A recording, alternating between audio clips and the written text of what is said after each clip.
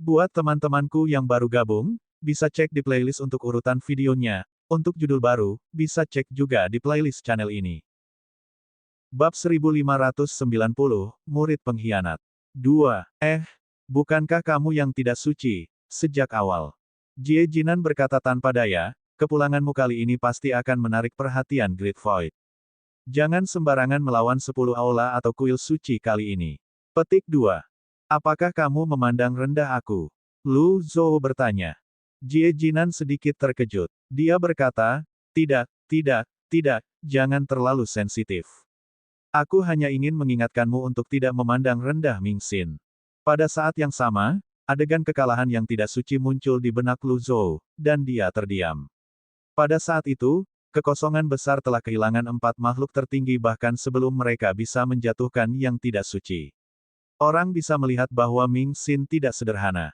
Selain itu, tidak hanya Ming Xin di Great Void, ada juga 10 aula dan kaisar dari tanah yang hilang. Dengan pemikiran ini, Lu Zhou berpikir bahwa, dari sudut pandang tertentu, tidak sepenuhnya buruk bahwa murid-muridnya ditangkap lebih awal. Ketika Lu Zhou sadar kembali, dia melihat Jie Jinan tampak tidak nyaman jadi dia bertanya, apakah ada hal lain? Tidak, Jie Jinan tertawa datar. Jika ada kesempatan, saya akan datang ke Great Abyss Land lagi, kata Lu Zhou. Kemudian, dia menginjak tanah dan bangkit untuk bergabung dengan yang lain sebelum memimpin mereka ke lorong rahasia. Jie Jinan memperhatikan mereka sampai mereka menghilang ke cakrawala sebelum dia menghela nafas panjang. Dia bergumam pelan, dia benar-benar tidak berubah sama sekali. Saya tidak tahu apakah itu berkah atau kutukan. Benar-benar ada beberapa orang yang mengkhianati kita saat itu. Kuharap kau tidak mati lagi. Setelah beberapa saat, Jie Jinan meludah dan berkata, aku seharusnya tidak menggunakan kata, lagi. Selanjutnya, Jie Jinan berbalik, mendesah secara emosional. Pada saat ini, suara bermartabat terdengar di telinga Jie Jinan. Jie Jinan. Suara itu terdengar seolah-olah berasal dari neraka, dan itu membuat Jie Jinan takut. Dia berbalik dan bertanya dengan mata melebar, siapa itu? Sesosok muncul di dekatnya. Ketika cahaya terang meredup, sepasang sayap putih bersih yang diliputi Sein Light muncul di depan mata Jie Jinan. Jie Jinan berseru kaget, Yang Mulia.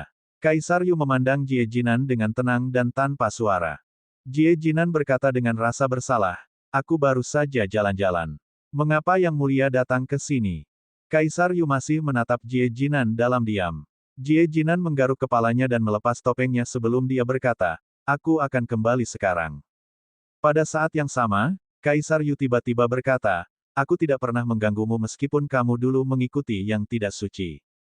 Jie Jinan menghentikan langkahnya, tidak tahu harus berkata apa.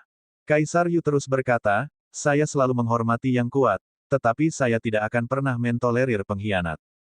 Hati Jie Jinan langsung menegang. Dia berkata dengan cemberut, aku selalu setia pada Great Abyss Land, dan aku tidak pernah mengkhianati Great Abyss Land. Apakah begitu? Aku bersumpah demi surga. Apakah kamu pikir aku tidak menyadari bahwa kamu sebelumnya memalsukan pesan dari Kaisar Putih? Kaisar Yu bertanya. Jie Jinan berkata, saya tidak mengerti apa yang Yang Mulia katakan. Kaisar Yu tersenyum misterius dan berkata, sudahlah. Kamu akan segera mengerti. Kemudian, Kaisar Yu melambaikan tangannya. 4 ahli dari suku Feder yang berdiri di belakang Kaisar Yu bersinar dengan Sein Light. Aura mereka sangat luar biasa. Kemudian, Kaisar Yu berkata dengan acuh tak acuh, segel budidaya Jie Jinan dan memenjarakannya di penjara Great Abyss. Tunggu perintah selanjutnya. Dipahami. Sehari kemudian, di pilar kehancuran Jiming, penghalang es yang menjulang berdiri kokoh. Lu Zhou duduk di punggung Wizard dan muncul di dekatnya. Dia berkata, tunggu di sini. Dipahami. Lu Zhou terbang ke depan sendirian saat dia melihat Pillar of Destruction yang menembus awan. Itu jelas menua dibandingkan dengan terakhir kali dia di sini. Ketika dia muncul di danau berbentuk cincin, dia melihat es dengan ekspresi bingung. Setelah beberapa saat, dia tidak bertele-tele dan memanggil, Putri Mulberry. Tidak ada tanggapan. Lu Zhou meletakkan tangannya di penghalang es. Ketika panas samar yang dipancarkan tangannya hendak melelehkan penghalang. Astaga, sesosok dalam gaun panjang bergegas turun dari atas penghalang es dan menyerang. Lu Zhou mendongak dan menghadapi serangan itu dengan tangan kosong. Bang, bang, bang, bang, bang. Air memercik ke langit sebelum menembak ke segala arah seperti panah air. Lu Zhou tetap acuh tak acuh dan santai saat dia menetralisir serangan Putri Mulberry. Setelah sekitar 100 gerakan, Putri Mulberry akhirnya berhenti menyerang. Dia menatap Lu Zhou dengan terkejut saat dia berseru, "Ini kamu." Lu Zhou berkata dengan tenang, "Sudah 100 tahun, dan kamu masih bersembunyi di penghalang es. 100 tahun telah berlalu, dan kultivasimu telah meningkat pesat. Orang akan selalu berkembang," jawab Lu Zhou. "Kaulah yang menghancurkan pilar itu." "Saya harus waspada," kata Putri Mulberry. Untuk mencegah langit jatuh, Lu Zhou menatap penghalang es yang megah. Dia telah membentuk penghalang es yang begitu tinggi untuk membantu menahan langit dan mencegahnya jatuh. Siapa yang tahu apakah itu akan berhasil, tetapi dia merasa agak terdiam dengan metodenya. "Kenapa kau di sini lagi? Anda tidak punya urusan di sini," tanya Putri Mulberry. Lu Zhou bertanya terus terang, "Di mana Kaisar Merah?" Begitu Putri Mulberry mendengar kata-kata, "Kaisar Merah," dia mengerutkan kening dalam-dalam dan berkata dengan marah, "Jangan sebut dia di depanku." "Di mana dia?" Lu Zhou bertanya lagi. "Aku bilang, jangan sebut dia padaku." Putri Mulberry semakin marah. "Apakah kamu sangat membencinya?" "Aku benci dia." "Sangat bagus. Aku akan mencari masalah dengannya," kata Lu Zhou. Setelah mendengar ini, Putri Mulberry mengerutkan kening dalam kebingungan. "Kau ingin mencari masalah dengannya?" Lu Zhou mengangguk. Putri Mulberry memikirkannya sejenak sebelum dia berkata, "Terlihat seperti gadis kecil yang mudah ditipu. Kalau begitu, kamu harus menemukannya dengan cepat. Dia ada di Laut Flaming Selatan." Laut Flaming Selatan. Kakek Wei Yang, Kaisar Azure, mengatakan bahwa orang itu mungkin akan pergi ke Great Void dalam beberapa hari. "Kamu harus cepat," kata Putri Mulberry. Bab 1591, Murid Pengkhianat. 3. Kaisar Biru. Mereka akan pergi ke Great Void. Lu Zhou mengambil kesempatan untuk bertanya, "Di mana Kaisar Azure?"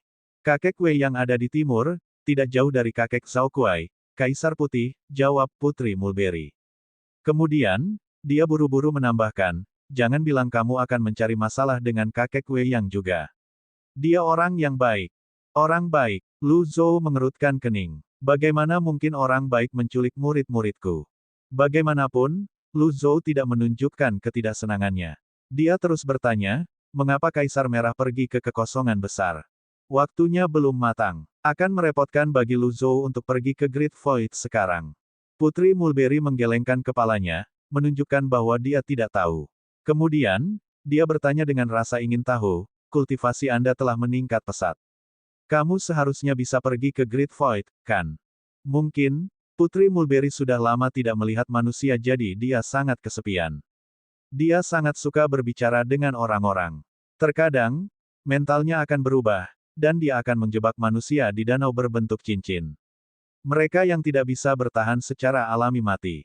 Lu Zhou memikirkannya sejenak sebelum dia bertanya, "Bagaimana cara pergi ke Great Void?"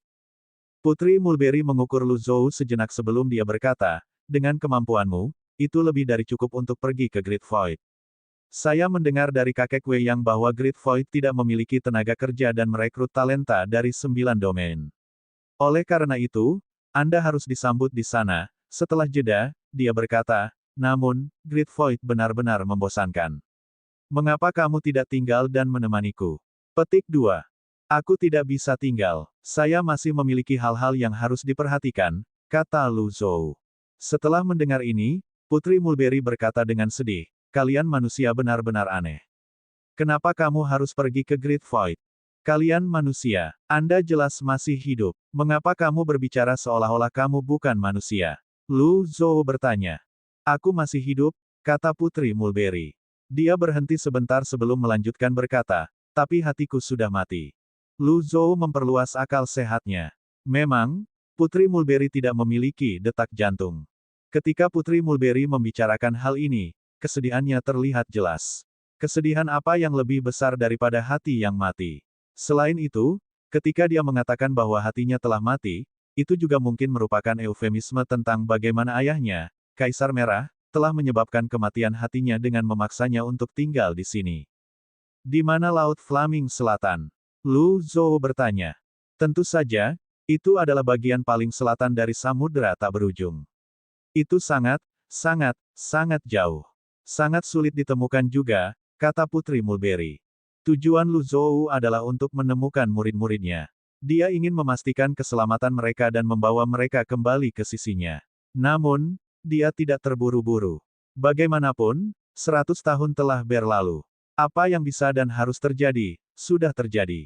Lu Zhou memikirkannya dan merasa agak tidak realistis untuk pergi ke Laut Flaming Selatan untuk mencari Kaisar Merah sekarang. Setelah beberapa saat, dia bergumam pada dirinya sendiri, kalau begitu, ayo naik ke langit. Pada saat yang sama, di selatan samudera tak berujung. Di puncak sebuah gunung, Ming Xiyin mengagumi pemandangan samudera tak berujung. Dia tidak bisa membantu tetapi menggelengkan kepalanya. Pada saat ini, seseorang muncul di dekatnya dan membungkuk. Ten Ri, Kaisar Merah telah memerintahkanmu untuk mempercepat kultivasimu. Aku sudah berkultivasi selama ini. Kaisar Scarlet berkata kamu masih perlu meningkatkan level kultivasimu. Hanya dengan begitu Anda akan dapat memenangkan kompetisi untuk posisi Master Aula, kata orang itu sebelum menambahkan, saya akan memantau kemajuan Anda. Apakah kamu tidak mengerti bahasa manusia? Saya katakan, saya telah berkultivasi selama ini, kata Ming Xiyin. Petik 2, Kaisar Scarlet juga mengatakan bahwa kamu sekarang adalah anggota Laut Flaming Selatan.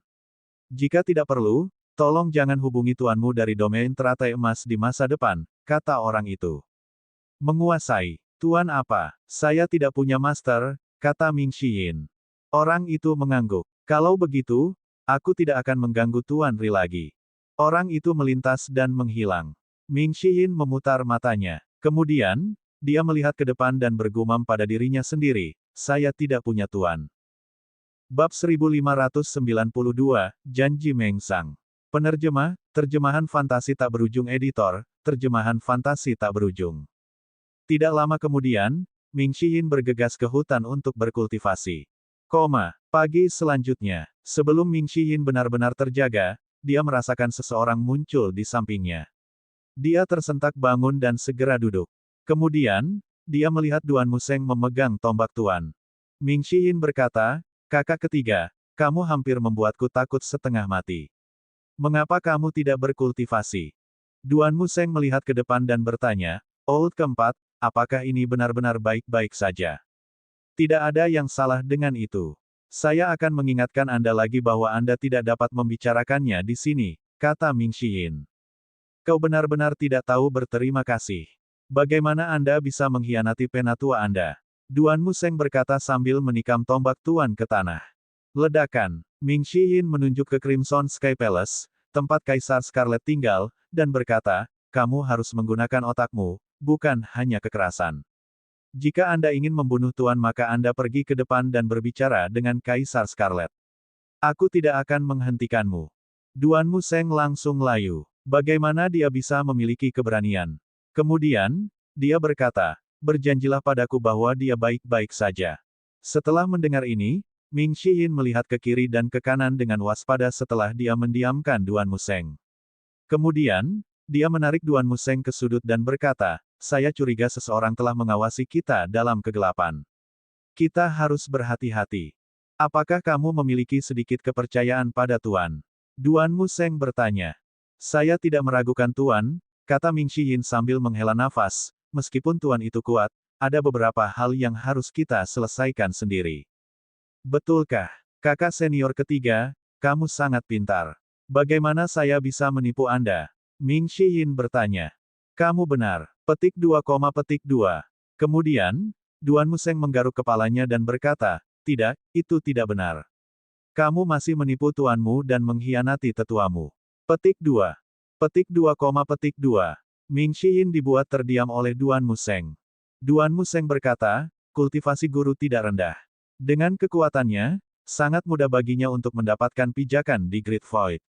Mengapa kita tidak kembali untuk menguasai dan menikmati hidup kita bersama?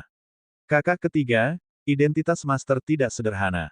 Dia memiliki terlalu banyak musuh di Great Void, kata Ming Xiyin, saya tidak mengatakan Master tidak mampu, saya mengatakan kita mungkin menjadi beban baginya. Petik 2. Beban. Duan Museng mengerutkan kening. Pikirkan tentang itu. Guru memiliki begitu banyak musuh. Begitu pertarungan dimulai, semua orang akan melepaskan semua kepura-puraan keramahan. Jika musuh tidak bisa mengalahkan Tuan, mereka pasti akan menyerang kita sebagai gantinya. Kami sudah mengalami ini beberapa kali, Ming Shiyin menjelaskan, mencerahkan Duan Museng. Kamu ada benarnya, kata Duan Museng, tampak malu. Ming Shiyi terus berkata, oleh karena itu, kita harus mendengarkan Kaisar Merah. Mulai sekarang, kami tidak akan mengakui Tuan kami. Petik 2. Tidak akan mengakui Tuan. Mata Duan Museng melebar saat dia menatap Ming Shiyin. Apakah kamu lupa bagaimana kamu dipukuli saat itu? Ming Shiyin bergidik. Kemudian, dia buru-buru menjelaskan, ini adalah bagian dari rencananya. Kita harus melindungi diri kita sendiri dulu agar kita tidak menyeret Tuan ke bawah. Juga, berhati-hatilah dengan orang bernama Qi Sheng itu. Qi Sheng, Komandan Aula Tuwei. Duan Museng mengerutkan kening. Dia sudah beberapa kali ke sini. Saya melihatnya, kata Ming Shiyin. Duan Museng berkata, saya telah berinteraksi dengannya beberapa kali. Berdasarkan kata-kata dan tindakannya, sepertinya dia tidak memiliki niat buruk terhadap kita. Dia berpura-pura. Di permukaan, sepertinya dia mencoba melindungi kita, tapi siapa yang tahu rencana jahat macam apa yang dia miliki. Ming Shiyin berkata, selain itu, dia telah mengisyaratkan, entah sengaja atau tidak, mencoba membuat kita berpikir bahwa dia adalah orang tua ketujuh. Saya pikir dia mencoba menyesatkan kita. Mata Duan Museng melebar karena marah setelah mendengar ini. Ming Shiyin mengangkat kepalanya dan berkata dengan percaya diri, dia pikir tindakannya sempurna. Sayangnya, dia terlalu mencolok. Kemudian, Duan Museng bertanya dengan suara yang dalam, siapa dia sebenarnya? Ming Shiyin menyuruhnya diam lagi sebelum dia berkata dengan nada pelan, saya tidak tahu siapa dia dan saya juga tidak tahu apa tujuannya. Anggap saja kita tidak tahu apa-apa dan lihat dia bertindak. Duan Museng mengangguk sambil berkata, Qi Sheng benar. Apa? Dia mengatakan bahwa kamu pasti akan meragukannya, kata Duan Museng. Petik 2 tanda tanya petik 2. Dia meramalkan prediksi saya. Duan Museng berkata dengan sungguh-sungguh, Old keempat, percayalah. Dia benar-benar tua ketujuh. Petik 2. Ming Shiyin merasa agak terdiam. Setelah beberapa saat, dia bertanya, kakak senior ketiga, bagaimana Anda memastikan dia tua ketujuh? Intuisi. Petik 2, petik 2. Pilar kehancuran Huantan. Tuan Paviliun, kami telah tiba. Lu Zhou telah memimpin semua orang ke sini karena ini juga salah satu lokasi yang ditandai pada peta sederhana. Dia harus mengambil kembali apa yang menjadi miliknya. Tunggu di sini. Dipahami. Ini adalah kedua kalinya mereka di Pillar of Destruction Huantan. Mereka tidak bisa menahan perasaan emosional ketika mereka melihat tempat ini lagi. Pada saat ini, perhatian mereka bukan pada pilar kehancuran. Sebaliknya, mereka semua melihat ke langit di atas Pillar of Destruction tempat Meng Zhang, Azure Dragon, berada. Saat Lu Zhou mendekati Pillar of Destruction, dua bola seperti bulan muncul tinggi di langit. Sebuah bayangan samar-samar terlihat bergerak di dalam kabut hitam. Lu Zhou melayang di udara dan mendongak ketika dia berkata, Meng Zhang, lama tidak bertemu. Kamu masih sama. Bayangan dalam kabut gelap berhenti bergerak. Kemudian, bola seperti bulan menghilang sebelum bayangan itu berputar dalam kabut gelap. Tak lama kemudian, sesosok manusia turun dari kabut gelap. Itu kamu. Anda tahu manusia tidak diizinkan mendekati pilar kehancuran, kata Meng Zhang. Saya di sini untuk mengambil barang saya, kata Lu Zhou. Barangmu, sudah terlalu lama. Saya tidak dapat mengingat banyak hal dengan jelas, kata Lu Zhou dengan percaya diri. Sebagai salah satu dari 4 dewa surga, Anda telah ada sejak zaman kuno. Anda harus tahu. Meng Zhang berkata dengan suara rendah, manusia, kamu melebih-lebihkan dirimu sendiri. Astaga, Meng Zhang terbang kembali ke kabut gelap dan tampaknya telah kembali ke wujud besarnya. Kemudian, dia menghembuskan napas dan angin dingin menyapu saat petir menyambar. Baut petir lebih kuat dari sebelumnya, tampaknya mampu membelah langit dan bumi. Pada saat yang sama, orang-orang dari Evil Sky Pavilion yang telah lama berjaga-jaga mengeluarkan astrolab mereka dan mengaktifkan energi pelindung mereka. Karena mereka cukup jauh, tidak sulit bagi mereka untuk menahan sisa kekuatan. Jam pasir waktu. Suara Lu Zhou tenang. Hourglass of Time dipenuhi dengan sejumlah kecil kekuatan surgawi Dao dan sejumlah besar kekuatan surgawi karena dengan cepat membekukan segalanya. Kemudian, Lu Zhou melintas dan muncul di sebelah Pillar of Destruction sebelum dia mengambil Hourglass of Time. Ketika waktu berlanjut, semua serangan Meng Zhang meleset. Meng Zhang bingung. Kamu berhasil menjadi makhluk tertinggi dalam 100 tahun. Saya hanya beruntung, jawab Lu Zhou acuh tak acuh. Meng Zhang tidak terus menyerang. Hanya dengan satu gerakan, dia bisa menentukan kekuatan Lu Zhou. Setelah itu, dia mengambil bentuk manusianya. Setelah waktu yang lama, dia akhirnya berkata, kamu, akhirnya kembali. Lu Zhou mengerti arti di balik kata-kata itu. Dia mengulurkan tangannya dan berkata, itu milikku. Meng Zhang terdiam. Karena sosoknya cukup tembus pandang, agak sulit untuk melihat ekspresinya dan mencari tahu apa yang dia pikirkan. Lu Zhou tidak menyerah. Memori tidak mungkin salah, dan peta sederhana tidak mungkin salah. Setelah beberapa saat, Meng Zhang menghela nafas dan berkata, kamu orang tua, bertemu denganmu adalah kemalangan terbesar dalam hidupku. Setelah itu, Meng Zhang bergerak dan sebuah bola cahaya terbang keluar. Lu Zhou mengangkat tangannya dan menangkap bola cahaya itu. Ketika dia melihat, dia terkejut. Item itu adalah mutiara jiwa surgawi Meng Zhang. Bab 1593, Rencana Naik ke Langit 1. Kenangan yang diperoleh Lu Zhou terfragmentasi. Mungkin, yang tidak suci tidak memiliki kekuatan yang cukup menjelang akhir hayatnya sehingga mempengaruhi ingatan yang dia tinggalkan. Lagi pula, sepertinya yang tidak suci sangat lemah pada saat itu sehingga dia hanya meninggalkan beberapa kata dalam surat itu, akan lebih sulit untuk memasukkan kenangan seumur hidup ke dalam kristal memori. Karena alasan ini, Lu Zhou tidak tahu barang apa yang tertinggal di lokasi yang ditandai pada peta sederhana. Setelah mendengarkan Meng Zhang, Lu Zhou mengerti bahwa Meng Zhang telah tinggal di sini karena janjinya kepada yang tidak suci. Lu Zhou melihat mutiara jiwa surgawi dan menyesuaikan ekspresinya. Kemudian, dia bertanya, apakah kamu tidak takut aku akan melarikan diri dengannya? Meng Zhang berkata, kami berdua selalu menepati janji kami. Karena saya menepati janji saya, Anda juga akan melakukannya. Petik 2. Lu Zhou mengangguk. Dia merasakan energi dalam mutiara jiwa surgawi dan memastikan bahwa itu nyata. Kemudian, dia berkata, beri aku 3 hari. Meng Zhang berkata tanpa nada, aku akan memberimu 10 tahun.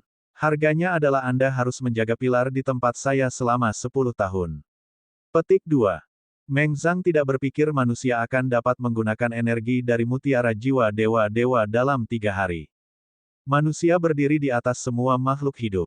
Mereka memiliki bakat bawaan yang sangat tinggi untuk berkultivasi dan memiliki peluang tertinggi untuk menembus batas dunia. Alasan mengapa binatang buas bisa berdiri sejajar dengan manusia adalah karena umur mereka yang panjang.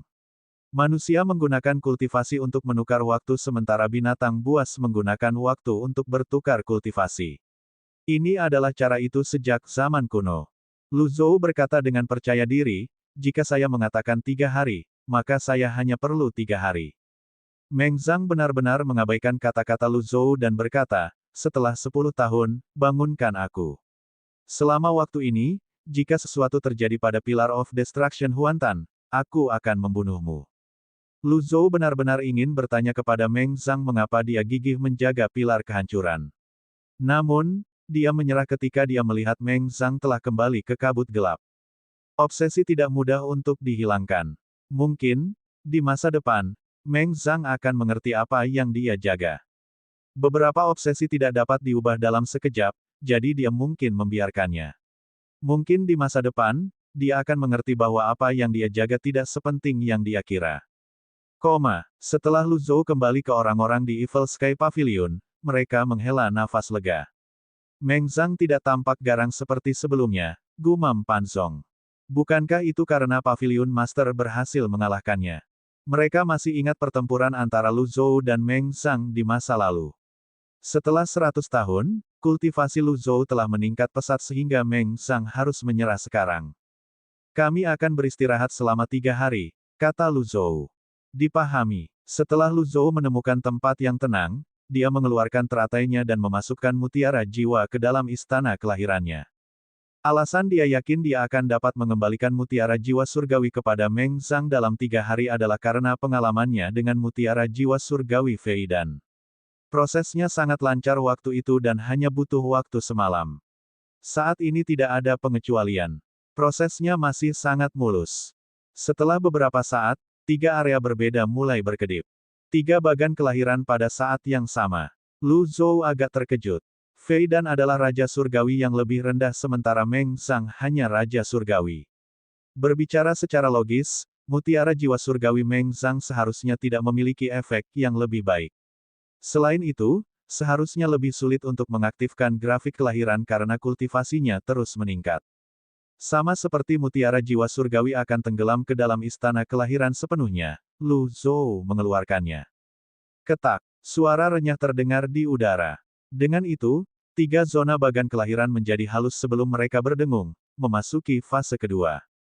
Lu Zhou mengangguk puas saat dia menyimpan mutiara jiwa Dewa Meng Zhang. Seperti yang diharapkan, aktivasi bagan kelahiran sangat lancar. 3 grafik kelahiran. Ini lebih dari yang saya harapkan. Setelah itu, Lu Zhou memutuskan untuk bermeditasi pada tulisan surgawi. Pada saat yang sama, dia mengingat gulungan surga. Setelah waktu yang dia habiskan untuk memahami gulungan surga, dia hanya memiliki pemahaman yang dangkal tentangnya. Untuk beberapa alasan, setiap kali dia memahaminya, pemandangan batu jasa, kehidupan, kematian, dan kelahiran kembali akan muncul di benaknya. Dia melihat kematian para pembudidaya, musuh dan orang yang tidak bersalah. Ada juga kematian orang biasa karena sakit dan usia tua. Ada terlalu banyak cara untuk mati. Mungkinkah makna inti dari Heaven Scroll adalah hidup dan mati? Lu Zhou bergumam pada dirinya sendiri. Tiba-tiba, dia merasa bahwa kekuatan dari gulungan kebangkitan hanya sedikit dibandingkan dengan apa yang terkandung dalam gulungan surga. Ketika dia memahami gulungan surga, dia bisa merasakan energi yang luas dan tak terbatas yang akan berubah menjadi kekuatan Dao Surgawi. Dia tidak bisa menggambarkan kekuatan Dao Surgawi, tetapi dia secara naluriah tahu itu berisi sejumlah besar hukum. Di masa lalu, Yang Mulia dan mereka yang memiliki basis kultivasi yang lebih tinggi dapat mengendalikan 1 atau 2 jenis hukum seperti hukum ruang, hukum waktu, hukum keheningan, dan seterusnya. Namun, kekuatan Dao Surgawi jelas mengandung banyak hukum. Saat dia terus memahami gulungan surga, jumlah hukum akan meningkat. Ada hukum kehidupan, hukum kematian, dan hukum reinkarnasi. Mari kita lanjutkan. Lu Zhou mengabaikan pikirannya. Tidak peduli apa, tidak dapat disangkal bahwa tulisan surgawi dan gulungannya membawa kekuatan kepadanya. Selama dia terus bermeditasi dan memahami, dia akan dapat memperoleh jawaban yang dia cari.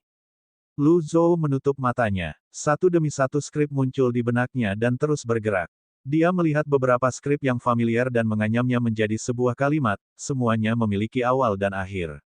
Mereka memiliki asal dan tujuan.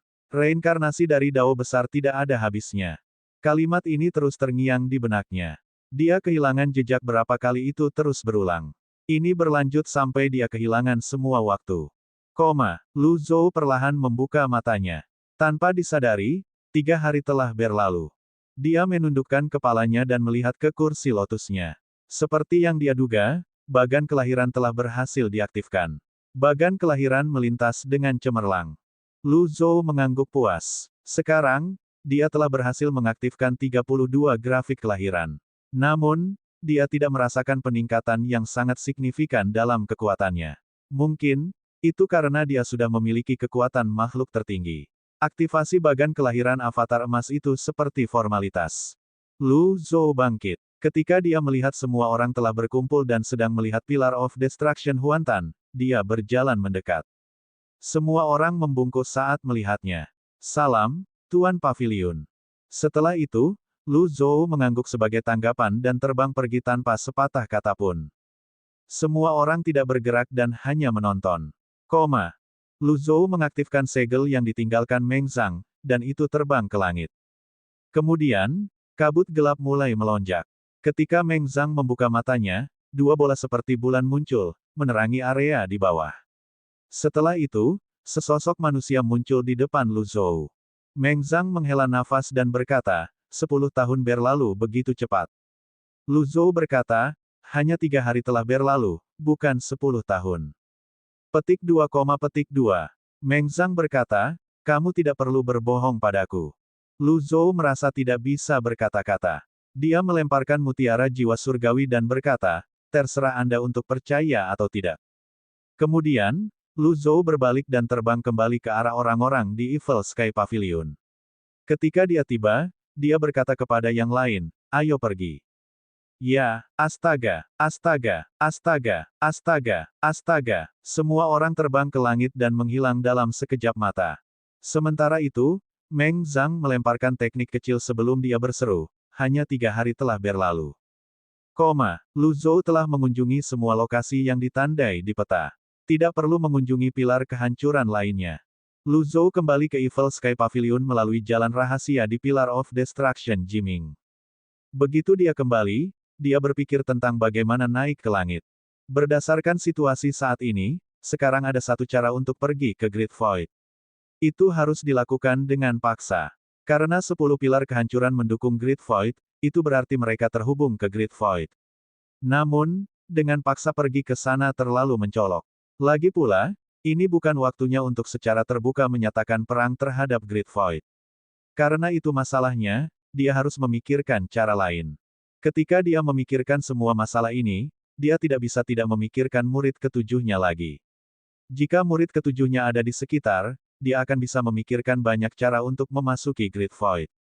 Setelah itu, Lu Zhou memanggil 4 tetua, para penjaga, utusan kiri dan kanan, orang bebas, dan yang lainnya untuk mendiskusikan cara memasuki kekosongan besar. Tuan Pavilion, karena kita tidak bisa secara paksa memasuki kekosongan besar, mengapa kita tidak berpisah dan menyusup ke dalamnya secara diam-diam? Zhou Jifeng bertanya. Bagaimanapun kita akan ketahuan. Apakah Anda pikir para ahli di Great Void itu bodoh? Petik 2. Pada saat ini, Lu Li membungkuk dan berkata, Tuan Pavilion, saya punya ide cemerlang, tapi saya khawatir Anda mungkin tidak menyukainya. Bicaralah dengan bebas, kata Lu Zhou dengan lambaian lengan bajunya. Ya, Lu Li berbalik menghadap semua orang saat dia berkata, ada desas-desus bahwa Great Void sedang merekrut talenta. Setelah 100 tahun berlalu, tidak ada yang tahu status pavilion langit jahat. Faktanya, rumor tersebar luas di dunia kultivasi bahwa Evil Sky Pavilion telah dibubarkan. Karena Licun dari Aula Suanyi masih mencoba merekrut talenta untuk bergabung dengan pengawal kegelapan, mengapa kita tidak mengambil kesempatan dan memasuki kekosongan besar dengan bergabung dengan pengawal kegelapan? Keheningan segera turun di tempat itu. Semua orang memandang Lu Li. Beberapa memandangnya dengan jijik, dan beberapa tampak terdiam. Bagaimanapun, Master Pavilion dari Pavilion Langit Jahat itu tinggi dan perkasa, bagaimana dia bisa setuju dengan metode seperti itu? Lu Li merasakan tatapan aneh semua orang jadi dia tersenyum canggung dan berkata, itu hanya saran. Itu ide yang bodoh. Tolong jangan tersinggung. Bertentangan dengan harapan semua orang, Lu Zhou berkata, itu ide yang bagus. Setiap orang, Lu Zhou bangkit, meletakkan tangannya di punggungnya, dan berjalan menuruni tangga. Dia berkata dengan percaya diri, meskipun kekuatan itu penting, itu bodoh untuk mengandalkannya sepanjang waktu. Tuan Pavilion benar. Master Pavilion itu bijaksana. Ketika berurusan dengan hal-hal seperti itu, yang terbaik adalah menggunakan akal kita. Petik 2. Lu Li. Pada saat ini, Yan Zhenluo berkata, kekuatan kolektif dari Pavilion Langit Jahat tidak buruk, tetapi ada terlalu banyak dari kita. Bukankah ini akan menimbulkan kecurigaan?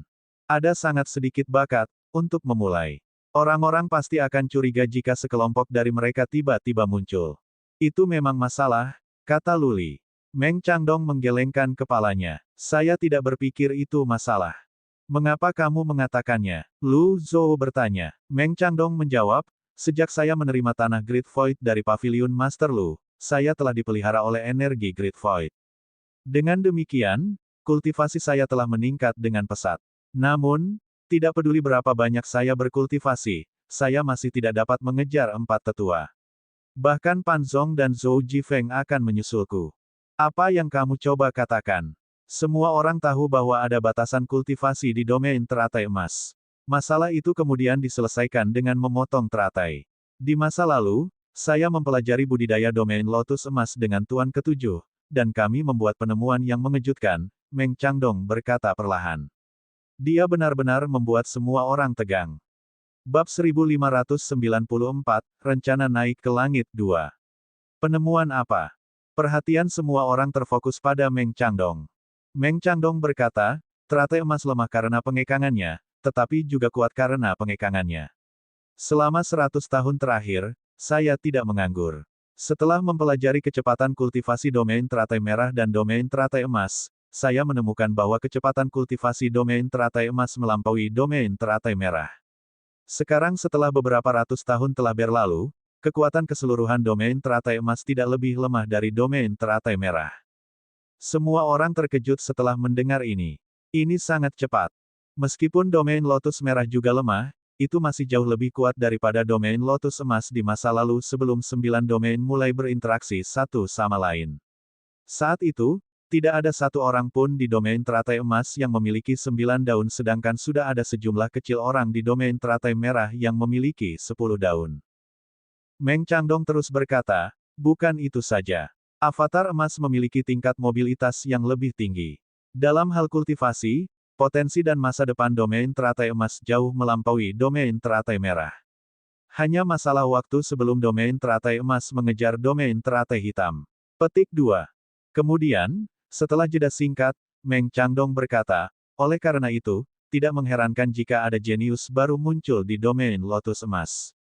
Lu Li mengangguk. Tidak heran aku merasa tidak bisa mengejar kecepatan keempat tetua. Di masa lalu, kultivasi Lu Li dan Yan Zhenluo jauh lebih tinggi daripada empat tetua.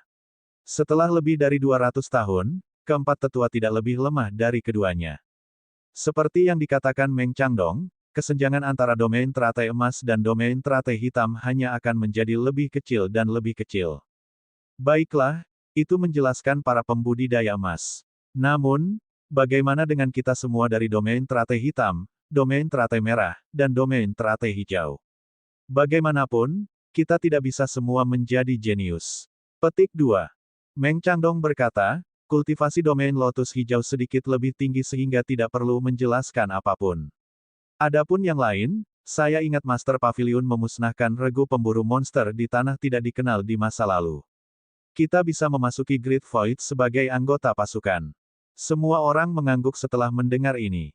Di masa lalu, regu pemburu monster memang salah satu tim terbaik yang menjelajahi tanah tidak dikenal. Semuanya memiliki kemampuan yang luar biasa. Sekarang setelah sekian lama berlalu, jika mereka masih hidup, tidak mengherankan jika mereka telah membuat kemajuan besar. Yan Zhenluo bertanya lagi, bagaimana jika mereka curiga? Itu normal bagi mereka untuk curiga. Bagaimana mungkin mereka mempercayai kita tanpa syarat sejak awal? Apa menurutmu orang-orang dari Great Void itu bodoh? Lu Li berkata sambil tersenyum, yang perlu kita lakukan sekarang adalah memasuki Great Void. Mereka secara alami akan menguji kita nanti. Pengawal kegelapan memiliki dendam terhadap pengawal perak. Kami akan bergabung dengan pengawal kegelapan untuk bekerja sama demi kepentingan bersama kami. Utusan Lu, saya setuju dengan Anda. Aku juga setuju. Semua orang mengangkat tangan mereka untuk memilih sebelum mereka melihat ke Lu Zhou untuk keputusan akhir. Baiklah, mari kita lakukan dengan cara ini, kata Lu Zhou. Ya, Lu Li berkata, Gunung Embun Musim Gugur memiliki cara untuk menghubungi Li Chun dari Istana Suanyi. Namun, dia berhenti dan menatap Lu Zhou. Bicaralah, kata Lu Zhou. Li Chun telah bertemu dengan Master Pavilion dan beberapa dari kita sebelumnya. Jika dia mengenali kita, itu mungkin merepotkan, kata Lu Li. Meng Changdong berkata, ini bukan masalah besar. Niat asli Li Chun adalah untuk merekrut talenta. Saint Chen telah meninggal. Ketika Li Chun bertemu dengan Master Pavilion, kita bisa memanfaatkan kesempatan itu dan setuju untuk pergi bersamanya. Kamu ada benarnya. Saya akan mencoba menghubunginya kalau begitu, kata Lu Li. Untuk melaksanakan rencananya, Lu Zhou memimpin orang-orang dari Evil Sky Pavilion ke Autumn Dew Mountain dari domain lotus hijau lainnya. Keesokan harinya di Autumn Dew Mountain, Lu Zhou menghela nafas saat dia melihat potret Chen Fu yang digantung di dinding. Masa lalu adalah masa lalu, Lu Zhou menghela nafas lagi dan membuang pikirannya. Pada saat yang sama, Lu Li bergegas masuk dan membungkuk sebelum dia berkata, Tuan Pavilion, saya telah menghubungi Li Chun. Dia akan segera datang. Lu Zhou mengangguk. Dia duduk dan terus menunggu.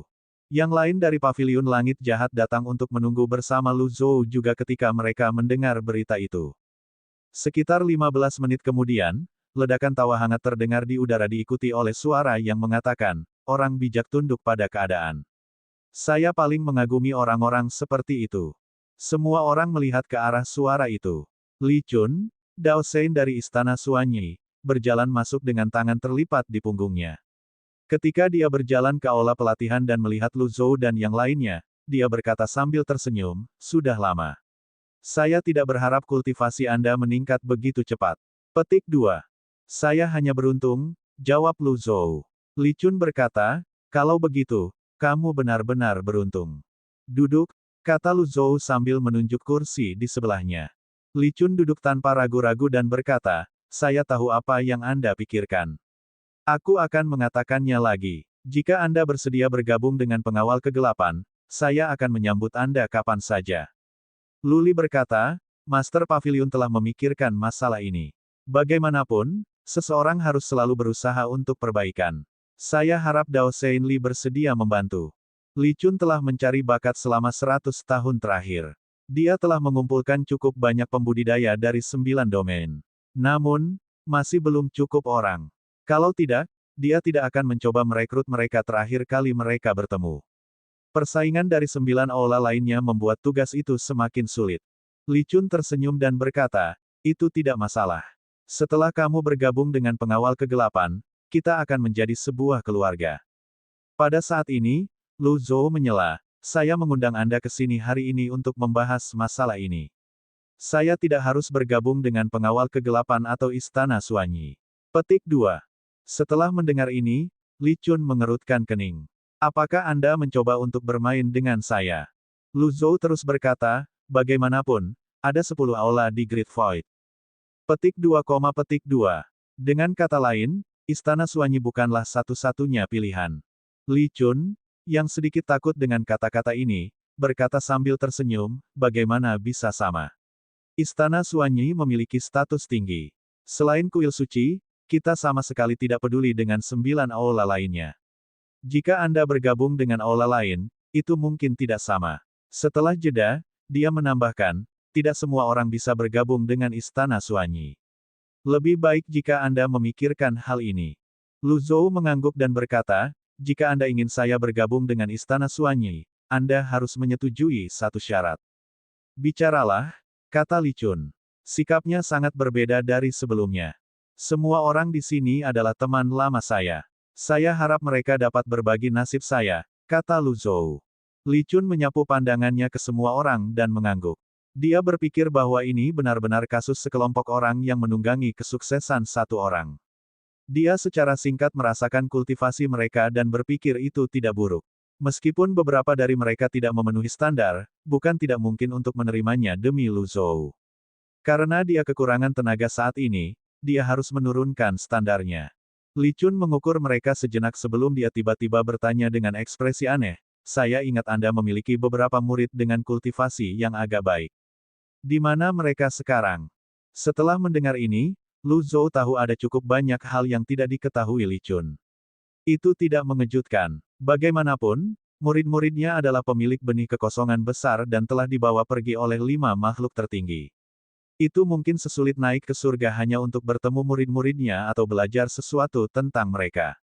Bahkan Sang Zhang, yang berada di Great Void, membuat orang-orang terus-menerus mengawasi Little Yuaner dan Cons, apalagi yang lain yang berada di Lost Lands. Lu Zhou menjawab dengan jujur, saya tidak tahu kemana mereka pergi. Sayang sekali, kata Li Chun. Kemudian, setelah melirik potret Chen Fu, dia bertanya, waktu Chen Fu seharusnya sudah lama sekali. Di mana murid-muridnya? Semua orang terdiam. Jelas, Li Chun sangat ingin merekrut talenta. Lu Zhou menghela nafas dalam hati ketika dia diingatkan akan kematian Chen Fu. Dia tidak ingin kekosongan besar mengganggu murid-murid Chen Fu jadi dia berkata, mereka telah lama pergi untuk hidup dalam pengasingan. Li Chun mengungkapkan ekspresi penyesalan saat dia berkata, sayang sekali. Murid Chen Fu cukup berbakat. Dengan sedikit pengasuhan, mereka akan menjadi pembudidaya yang baik di masa depan. Sayangnya, sudah terlambat untuk menyesal. Setelah beberapa saat, Li Chun berkata, saya bisa menyetujui kondisi Anda, tapi, dia berhenti sejenak sebelum melanjutkan berkata, begitu Anda memasuki Great Void, Anda harus mematuhi aturan Great Void. Petik 2. Sebelum Lu Zhou bisa menjawab, Lu Li berkata, tentu saja. Tidak peduli apa, mereka harus memasuki Great Void terlebih dahulu. Mereka mampu untuk mengambil hal-hal perlahan. Jika mereka tidak bisa memasuki Great Void, tidak ada gunanya mengatakan atau melakukan hal lain. Baik, Li Chun sangat bersemangat. Dia bangkit dan terus berkata, saya, Li Chun, akan memberi selamat kepada semua orang terlebih dahulu. Mulai sekarang, Anda semua orang di atas banyak orang lain. Setelah 3 hari, aku akan membawamu ke langit bersamaku.